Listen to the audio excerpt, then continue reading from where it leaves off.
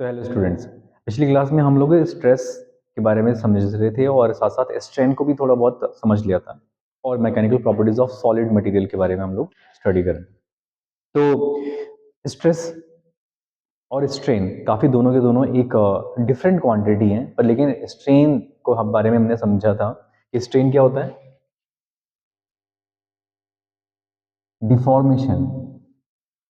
जब भी कोई एक्सटर्नल फोर्स या फिर कोई डिफॉर्मिंग फोर्स जब लगेगा तो डिफॉर्मिंग फोर्स लग जाने की वजह से उसमें क्या आ जाए, उसके ओरिजिनल कॉन्फ़िगरेशन में जो चेंज आ जाता है, तो deformation in original configuration.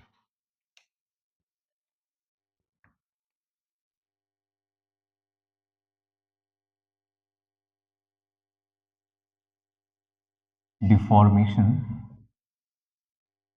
In original configuration.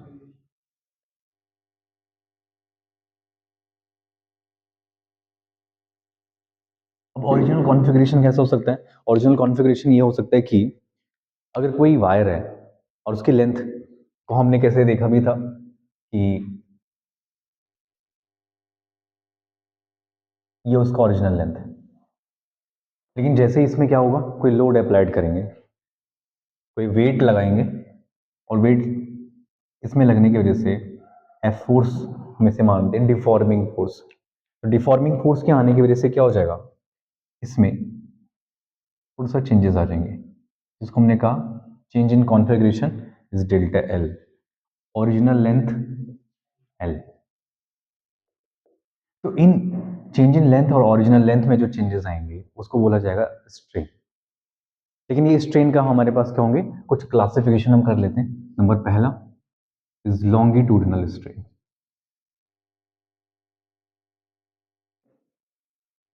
Longitudinal strain, अगर बोलो लेंथ में कोई चेंजेस हो रहा है, longitudinal strain is equal to change in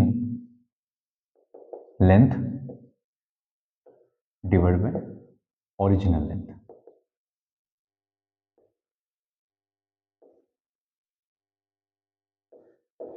original length, original length क्या है, एल, और चेंज इन लेंथ क्या है, delta L, delta L upon L.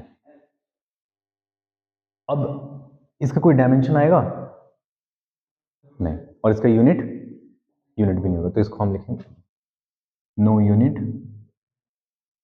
And no dimension.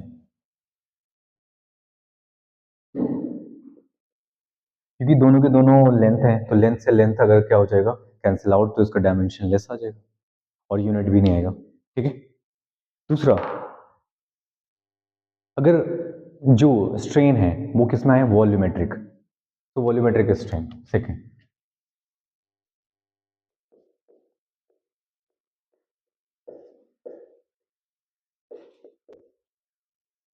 Volumetric strain, volumetric strain क्या होगा, change in volume, change in volume और original volume. Change in volume को हम समझ सकते हैं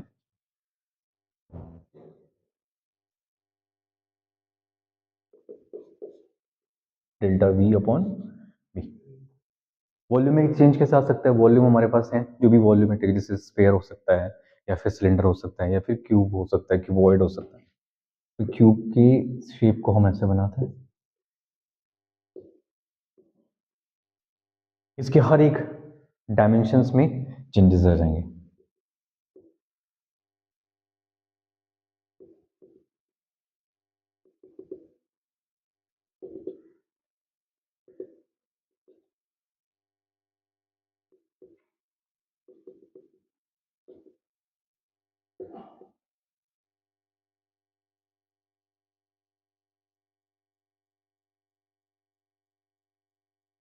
तो ये हर एक डायमेंशन में अगर कोई चेंजेस आ जाएंगे तो ये क्या है, जो चेंज हुआ है वॉल्यूम में उसको हम क्या बोलेंगे, डेल्टा वी, और जो ओरिजिनल रहेगा वो क्या रहेगा, वी। तो change in volume divide by original volume, इसका भी डायमेंशन क्या होगा, नो डायमेंशन,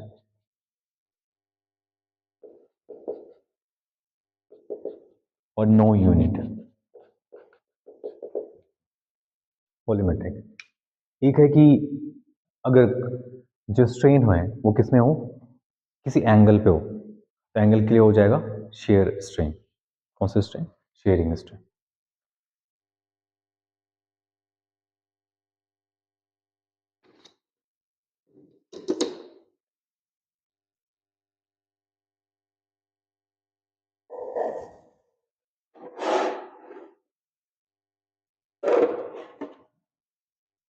शेयरिंग स्ट्रेन।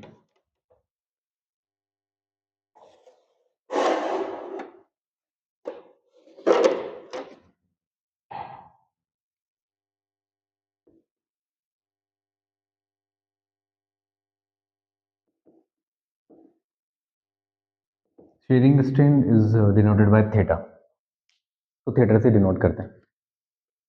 किसी अगर हम शेप को देखें, कोई वॉल है या ये मान लो रॉड है, और ये इसमें जो चेंजेस हुए हैं ऐसे, ये चेंजेस हो जाए, जैसे कि कभी कभी अर्थक्वेक आ जाता है ना, या फिर कोई वॉल है वो थोड़ा सा हल्का सा टिल्ट हो जाए अपने शेप से, तो ये जो एंगल इसके साथ बनेगा that is called theta angle, और यही कहलाएगा शेयरिंग स्ट्रेन। तो स्ट्रेन क्या है? एक तरह की विकृति है, मतलब कि कोई क्रैक कहीं पर आ जाए, जिस इस बॉडी में हमने कहा था स्ट्रेच मार्क आ जाए, वायर में क्या आ जाता है, वायर में एक वाइट वाइट सा पार्ट आ जाता है ना, पेन को अगर मोड़ेंगे तो उसमें भी एक वाइट सा पार्ट रह जाएगा, तो वो स्ट्रेन है। और स्ट्रेन लेंथ में हो सकता है, वॉल्यूम में हो सकता है, और एंगल पे हो सकता है। और इस एंगल के लिए इसका ओरिजिनल लेंथ अगर ये क्या है, एल एच है, और जो ये चेंजेस हुआ है वो कितना चेंज हुआ है, इज डेल्टा एल, इतना। ये जो आर्क यहाँ पे बन रहा है, तो एंगल इज इक्वल टू क्या होता है, arc upon length, theta is equal to delta L upon H, ये बन जाएगा delta L upon H, shearing strain. Similarly जो दूसरी क्वांटिटी हमने बात करी थी, क्या कौन सा, स्ट्रेस। स्ट्रेस क्या है? स्ट्रेस भी एक इंपॉर्टेंट क्वांटिटी है, लेकिन स्ट्रेस होता है कहीं पर अगर कोई फोर्स अप्लाइड होगा किसी पर्टिकुलर एरिया पे, जैसे हम यहीं पे देख सकते हैं वायरिंग में, तो वायर में स्ट्रेस कैसे काम करेगा, तो स्ट्रेस को पहले समझ लेते हैं। Stress is applied force per unit normal to area, normal to area, that is called stress, force upon area. और फोर्स अपॉन एरिया का ऐसा यूनिट क्या हो जाएगा, is newton per metre square, और इसका दूसरा नाम है pascal, newton per metre square या पास्कल। और newton per metre square pascal, तो इसका डायमेंशनल फॉर्मूला क्या बनेगा,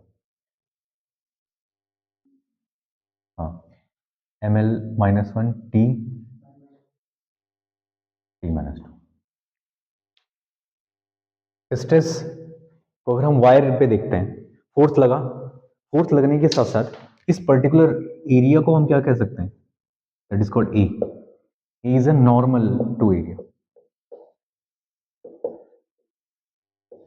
नॉर्मल टू एरिया। तो यहीं पर जो स्ट्रेस होगा कैसे आएगा, मान लो सपोज कि पहले इसकी ये रही हो, इसका डेंसिटी या फिर इसका लेंथ ये रहा हूं, जैसे खींचा इस फोर्स से, तो इस फोर्स कहां पर लगा, एरिया पे। एरिया कैसे है, नॉर्मल, तो force, applied force normal to area, that is called stress. तो इसको बोला जाएगा पहला, that is called longitudinal stress या tensile stress, tensile stress, force upon area, tensile stress, इसमें वायर पे जो होगा that is called tensile stress.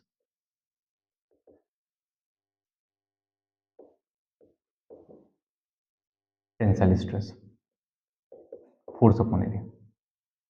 Volumetric के अंदर जो स्ट्रेस आएगा, स्ट्रेस कैसे आ सकता है, वॉल्यूम में चेंज हो रहा है, वॉल्यूम में चेंज कैसे होगा, फोर्स अपॉन एरिया। इसमें भी तो जो एरिया या फोर्स, अप्लाइड फोर्स जो लगेगा वो एरिया को चेंज कर देगा, एरिया को चेंज कर रहा है ना, इसका एरिया, इस छोटे वाले का एरिया कुछ और होगा, इस बड़े वाले का एरिया कुछ चेंज इसमें जो आएगा that is called volumetric stress,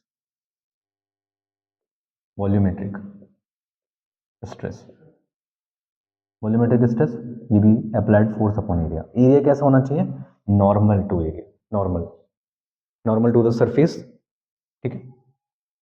और इसका भी ऐसा यूनिट क्या होगा, न्यूटन पर मीटर स्क्वायर, ये भी न्यूटन पर मीटर स्क्वायर। तो जनरली जो स्ट्रेस है, शेयरिंग स्ट्रेस भी होगा, शेयरिंग स्ट्रेस अगर किसी एंगल पर लगेगा तो वो भी शेयरिंग स्ट्रेस है, फोर्स अपॉन एरिया ही रहेगा, ठीक है। स्ट्रेस में कोई इतना ज़्यादा खास अंतर नहीं है, लेकिन जो वायर पे लगेगा वो टेंसाइल स्ट्रेस है या लॉन्गिट्यूडिनल स्ट्रेस, वॉल्यूम में वॉल्यूमेट्रिक स्ट्रेस और शेयरिंग स्ट्रेस। स्ट्रेस और स्ट्रेन के इसी कॉम्बिनेशन को हुक्स ने एक लॉ दिया, that is called Hooke's law of solids या मटेरियल, जो प्रॉपर्टीज ऑफ सॉलिड होती हैं, तो that is called Hooke's law.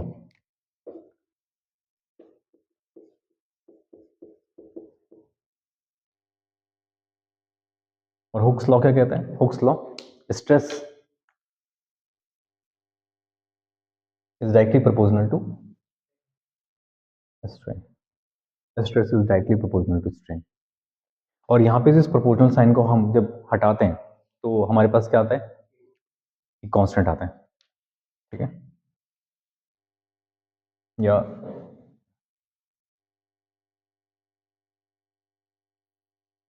Strain, strain directly proportional होगा स्ट्रेस के। प्रोपोर्शनल साइन को हटाएंगे तो क्या लगाएंगे, कांस्टेंट लगाएंगे, दैट इज कॉल्ड के,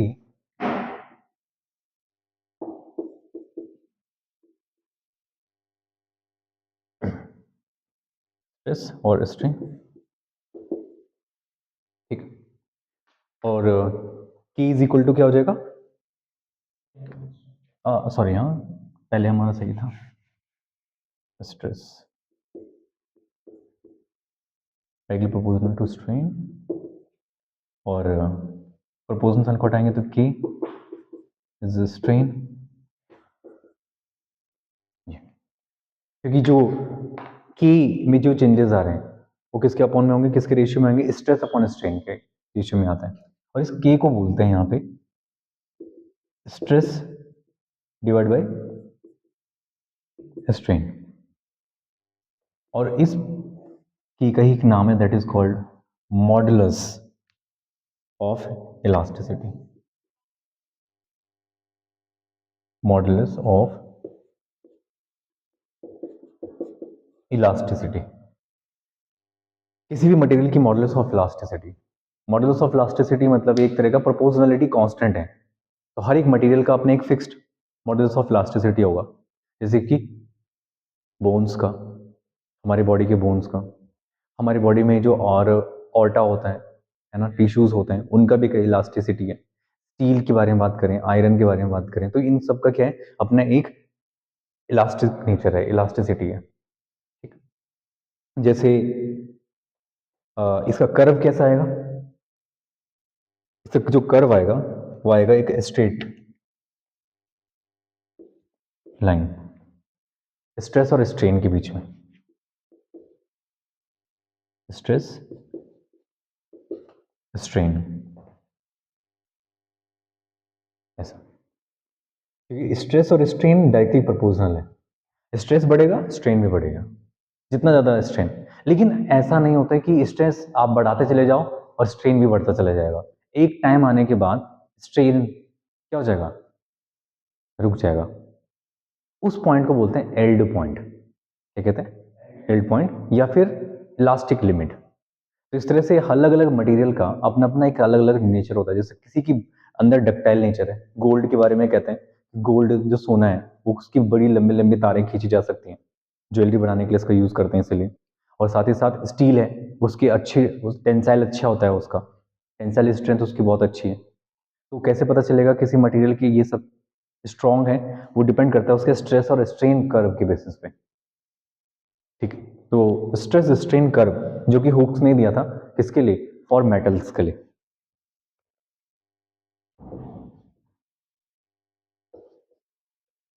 stress strain curve for metal,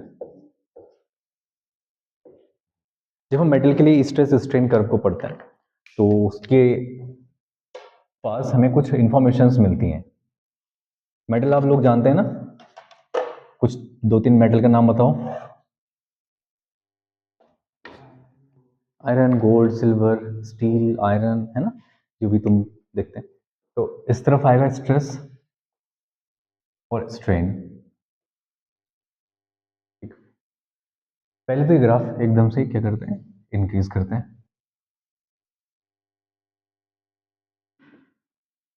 लेकिन एक पॉइंट पे आने के बाद धीरे से इसके अंदर एक नेचर आता है हल्का सा, स्ट्रेस कम होता है, स्ट्रेस बढ़ाते हैं, स्ट्रेन धीरे से कम होता है और कम होने के बाद एकदम से फिर इंक्रीज होता है और इंक्रीज होने के बाद कुछ इस तरह से ऐसे पॉइंट्स हमें मिलते हैं इसमें, अलग अलग डिफरेंट पॉइंट। सबसे पहला ए पॉइंट, ए तक का, ए के बाद जो बी पॉइंट है वो थोड़ा सा ऊपर रहता है इसके, 2-3 हमें इसमें पीक दिखाई देती हैं, ये ए पॉइंट, फिर बी पॉइंट,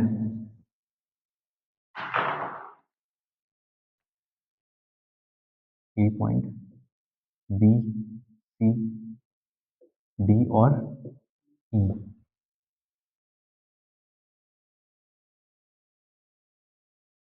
ये जो बी पॉइंट है दैट इज कॉल्ड, इस समय के जो स्ट्रेस को कहा जाता है वो होता है आपका सिग्मा वाई।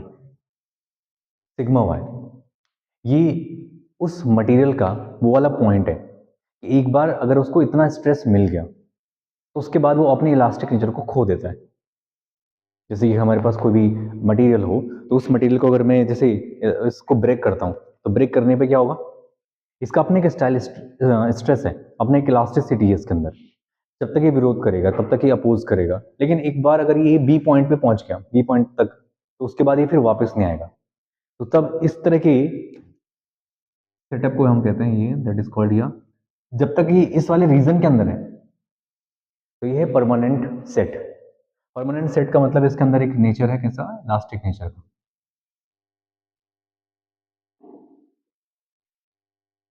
परमानेंट सेट, और ये होता है 0.1 लेस देन, ठीक है, लेस देन 0.1%।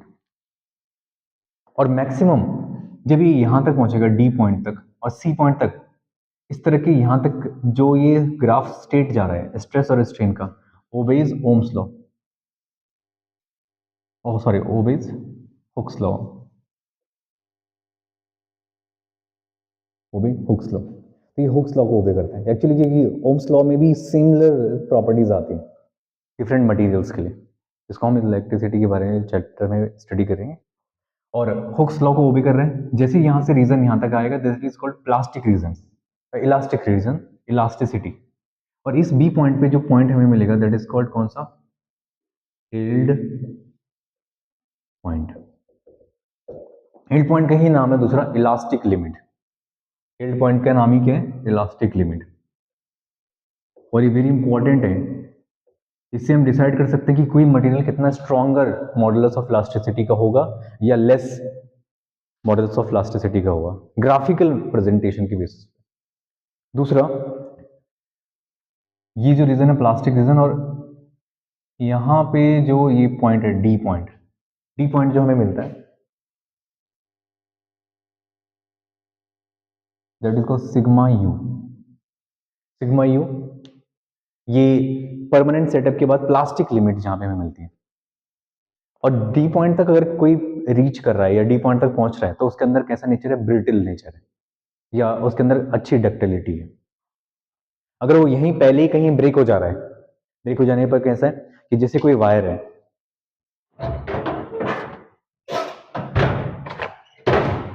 ये दो तरह के हमारे पास वायरिंग है, या हम ले लेते हैं जैसे यही है, तो ये ब्रेक हो जा रहा है जल्दी से, ठीक, हमने ये लिया, ये थ्रेड है, तो थ्रेड का भी क्या होगा, अपनी एक इलास्टिक लिमिट होगा कि मगर इसको खींच रहा हूँ खींच रहा हूँ खींच रहा हूँ खींच रहा हूँ, लेकिन एक पॉइंट तक आने के बाद ये क्या हो जा रहा है, जैसे ब्रेक हो जा रहा है, तो ब्रेक होने पे क्या हो रहा है, जिस पॉइंट पे ब्रेक होता है that is called a D point. Brittle nature. तो इनके हर एक पॉइंट का अपना एक सिग्निफिकेंस है। इनके सिग्निफिकेंस को हम समझ लेते हैं। सबसे पहला, ओ से लेकर और ए तक पॉइंट ओ, ये पॉइंट्स हैं। ओ टू ए कैसा होगा? ओबिज हुक्स लॉ। और हुक्स लॉ जहाँ पे ओबे होता है तो वो कौन सा लिमिट, वो लिमिट है या कौन सा रीजन है? इलास्टिसिटी। इलास्टिसिटी का नेचर है वो, ठीक है।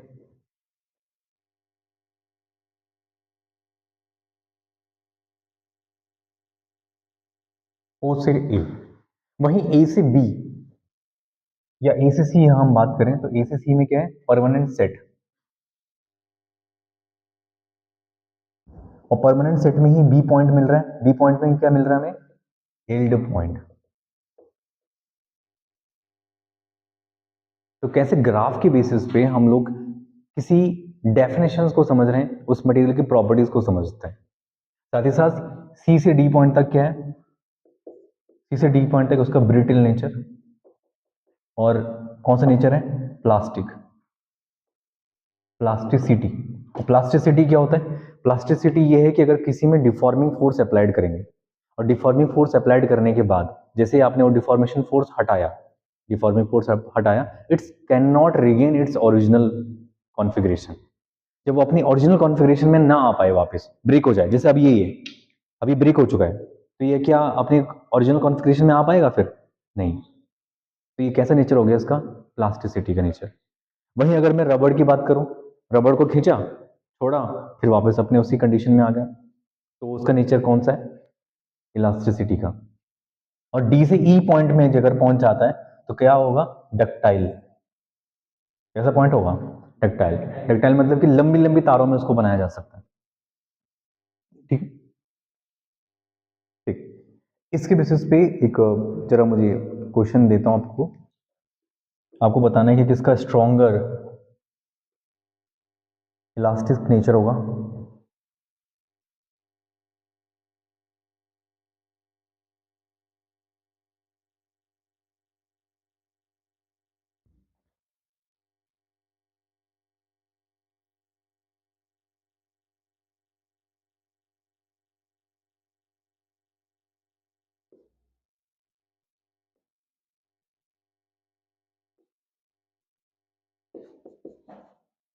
बताइए।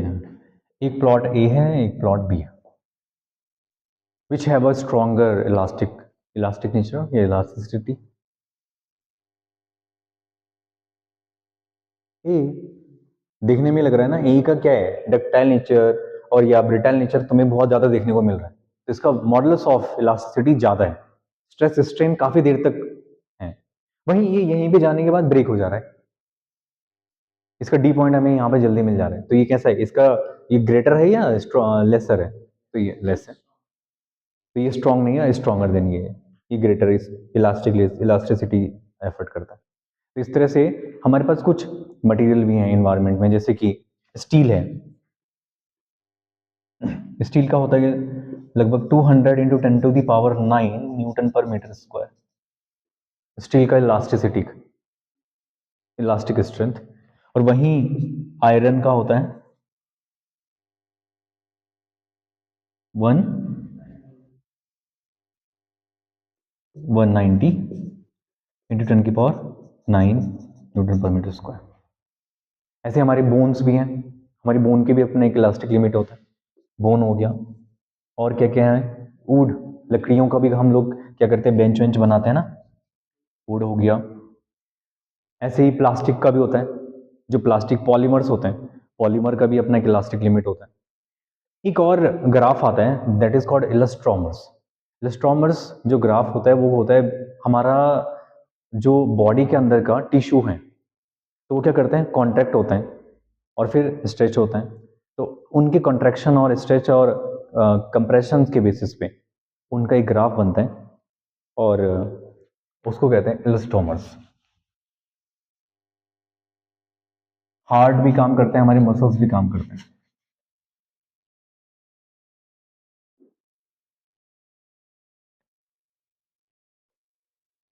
इलस्टोमर्स कौन से? टिश्यू ऑफ aorta और रबड़, ठीक है, रबड़ हो गया एटसेट्रा। इनका ग्राफ कैसे होता है? इनका ग्राफ ऐसे जाता है कि इनका स्ट्रेन पॉइंट हमें जल्दी रीच मिल जाता है ऐसे, ये तो कर्वी लीनियर ग्राफ ये बनाते हैं, स्ट्रेस और स्ट्रेन। इसीलिए देखा होगा जो भी बॉडी वॉडी या डेड लिफ्टर्स होते हैं तो उनका स्ट्रेच मार्क आ जाता है और स्ट्रेच मार्क फिर रिमूव नहीं होते हैं, वहीं रह जाते हैं, तो दैट इज कॉल्ड। और साथ साथ कोई टिश्यूज हैं, ऑर्टा हैं, तो ये स्ट्रेस स्ट्रेन कर्व इनके आते हैं, इनको बोलते हैं इलास्टोमस। क्या कहते हैं? इलास्टोमस। अब ऐसे इलास्टिक ऑफ मॉडल हैं, 3 तरह के इलास्टिक मॉडल्स होते हैं, मॉडल्स ऑफ इलास्टिसिटी के। कौन कौन सा? यंग मॉडल्स, बल्क मॉडल्स और शेयर मॉडल्स। यंग मॉडल्स किस में होगा? वायर्स में, जो भी हमारे पास लेंथ है। बल्क किस में होगा? वॉल्यूम में। और शेयर मॉडल्स किस में होगा? हाँ, टेंजेंशियल, जहां पर एंगल बनेगा, शेयर मॉडल्स, ठीक है।